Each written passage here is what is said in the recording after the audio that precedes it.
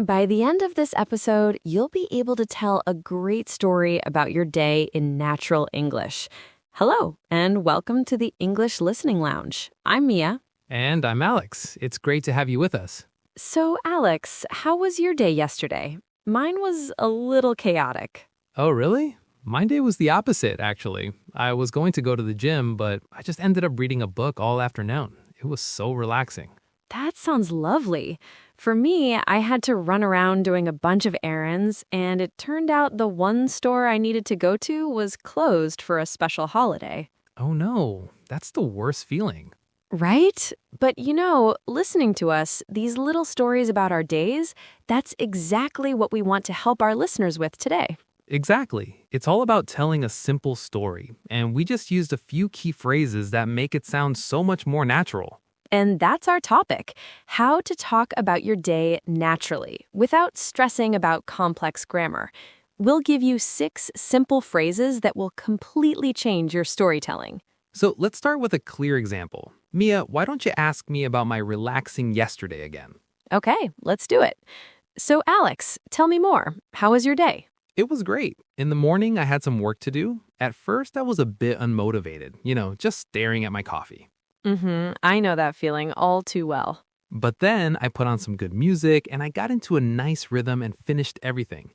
In the afternoon, I was going to meet a friend for lunch, but he had to cancel at the last minute. Oh, that's a shame. Yeah, but it was okay. I ended up just making a nice sandwich at home and reading my book in the garden. And in the evening, I ended up watching a documentary I'd wanted to see for ages. It was a really chill day. That sounds like it actually worked out perfectly. And it's a great example of a simple story. You used 3 really useful phrases that I want to break down for everyone. All right, our first past tense builder. Let's do it. Okay, the first phrase is at first, then. You said, at first I was a bit unmotivated, but then I put on some music. This is perfect for showing a change. Right. It shows how a situation or feeling started and how it became different. For example, at first the recipe seemed complicated, but then I realized it was easy. That's a great one. Or how about this? At first, I didn't want to go to the party, but then I had a great time. A classic situation. Okay, what's next on the list? Next up, I was going to, but you use this all the time for a plan that changed. You said, I was going to meet a friend for lunch, but he had to cancel. Exactly. My plan changed because of something else. Here's another one. I was going to clean my apartment, but I was too tired. Very relatable. And another example, she was going to buy the red dress, but they didn't have her size. And the last one? The last one from your story is I ended up. This is for an unplanned or unexpected result. You didn't plan to stay home, but you ended up making a sandwich and reading. Yeah, it describes what actually happened in the end. For example, we couldn't decide where to eat, so we ended up going to that new Italian place. Perfect. Or I missed the last train, so I ended up taking a taxi home. All right, those are 3 great phrases. Now, it's only fair. Mia, you mentioned your weekend was chaotic. Tell me what happened. Oh, it was.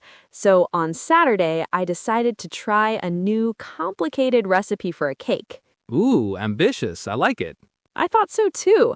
But right in the middle of it, I realized I didn't have any eggs, so I had to run to the store. Of course, it's always the one missing ingredient. Always. So I got the eggs, came back, and finished the cake. But I was really worried it wouldn't taste good because of the interruption. And what was the verdict? Well, it turned out to be one of the best cakes I've ever made. No way. That's awesome. I know. I was so relieved.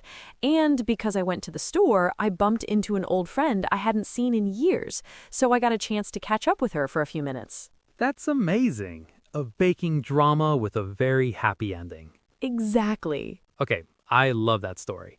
And you use our next 3 phrases perfectly. Let's start with I had to. Right. I said, I had to run to the store. It means it was necessary. I had no other choice if I wanted to finish the cake. Exactly. It's about necessity. For example, I lost my keys, so I had to call my roommate to let me in. That makes sense. Or the Wi-Fi wasn't working, so he had to restart the router. A modern-day problem. Tell me about it. Okay, the next one is my favorite. It turned out to. You use this for a surprising or unexpected result. Yep, I said, it turned out to be one of the best cakes I've ever made. I was expecting a disaster, but the result was a positive surprise. It's so good for storytelling. For instance, I thought the movie would be boring, but it turned out to be really exciting. Ooh, good one. How about, he was worried about the exam, but it turned out to be easier than he expected. Perfect. And our final phrase for today is I got a chance to. This is a really nice positive phrase. It is. It means you got an opportunity to do something, often by luck. I said, I got a chance to catch up with her. The unplanned trip to the store gave me a lucky opportunity. Right, it's like a happy accident. For example, the meeting finished early, so I got a chance to grab a coffee. That's a great example. Or, while I was in London, I got a chance to see a show. Okay, so now we have our 6 amazing natural phrases. And now it's your turn to practice them. We're going to say 12 sentences. Listen carefully and repeat each one out loud. Ready? Let's go. Number 1. I ended up watching a great movie. Number 2. At first I was tired, but then I felt better. Number 3. I was going to call you, but I lost your number. Number 4. The weather turned out to be beautiful. Number 5. I missed the bus, so I had to walk. Number 6. We got a chance to visit the museum. Number 7. We got lost, but we ended up on a beautiful street.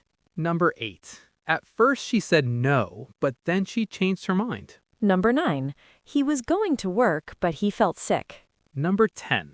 I thought it was expensive, but it turned out to be on sale. Number 11. The train was delayed, so we had to wait. Number 12. I finished work early and got a chance to go for a walk. Amazing work. Practice like that really helps the phrases stick in your memory. It really does. So, just to recap, we learned 6 key phrases to make your story sound more natural. That's I ended up, at first then, and I was going to, but. And it turned out to, I had to, and I got a chance to. These are phrases native speakers use every single day without even thinking about them. So now we have a little challenge for you. Your mission, if you choose to accept it, is to tell someone about your day using one of these phrases. It could be a friend, a teacher, or you can just say it to yourself in the mirror. The goal is simply to practice using it. That's right. And that's all from us today at the English Listening Lounge. Thanks for tuning in. We'll talk to you in the next one. Bye for now.